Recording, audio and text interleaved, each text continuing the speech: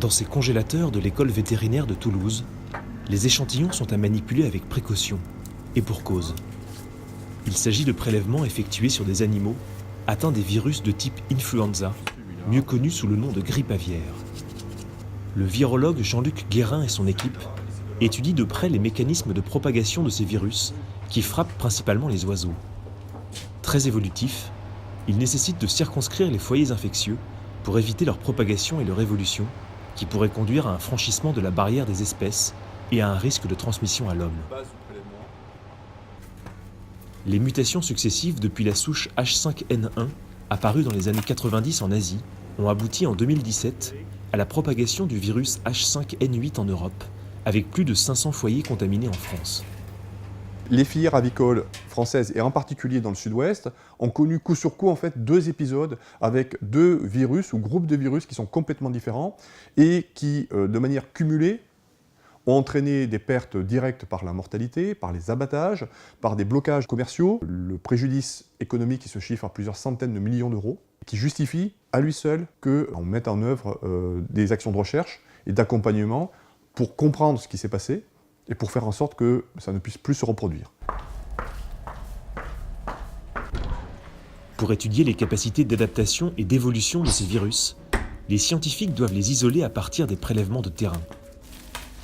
Ils disposent pour cela d'un laboratoire de norme L3 qui nécessite le franchissement de plusieurs sas par les chercheurs afin de garantir leur sécurité et d'empêcher une quelconque propagation vers l'extérieur. Plusieurs pistes de recherche ont été envisagées pour isoler les charges virales des souches d'influenza hautement pathogènes. Des essais sur plumes d'oiseaux ont ainsi été menés. On a montré que par rapport à des prélèvements classiques, la pulpe de plume, qui est présente à la base du follicule plumeux, pouvait présenter des charges virales bien plus élevées, 10 fois, 100 fois, parfois même 1000 fois plus élevées que dans des prélèvements plus classiques. Les échantillons de virus collectés sont généralement d'une concentration trop faible pour être utilisés pour des expérimentations. Pour amplifier ce signal, il va falloir répliquer le virus grâce à une surprenante matrice, des œufs de poulet embryonnés. Pour des raisons de sécurité, Thomas Figueroa va nous faire découvrir ce protocole en utilisant des produits non infectieux. Il s'agit de percer la coquille et d'accéder au liquide allantoïque pour infecter l'œuf avec une solution de virus faiblement concentrée. 3 jours d'incubation plus tard, les chercheurs viennent prélever le liquide allantoïque qui contient alors une concentration beaucoup plus élevée que le virus initialement injecté. Pour avoir des expérimentations contrôlées, on a des paramètres très précis à atteindre. Il est notamment important de savoir quelle quantité de virus on met sur des cellules ou en expérimentation animale.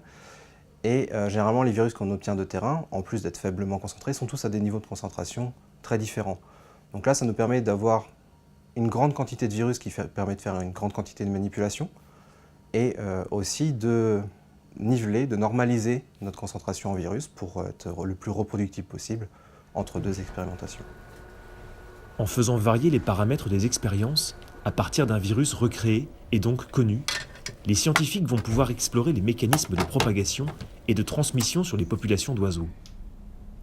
Une recherche conduite dans une logique de biologie prédictive qui permettra à terme de mieux anticiper l'émergence de ces virus hautement pathogènes et de mieux protéger une filière avicole très fragilisée.